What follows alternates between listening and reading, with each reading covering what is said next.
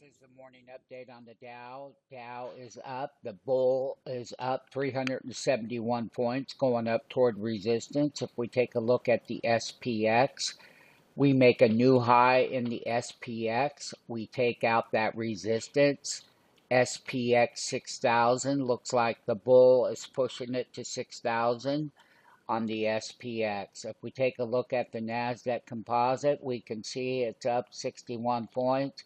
It too is about to make a new high on the NASDAQ composite. The bull is definitely in charge.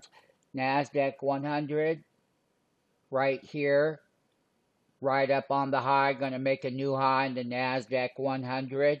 But let me caution you, we're overbought.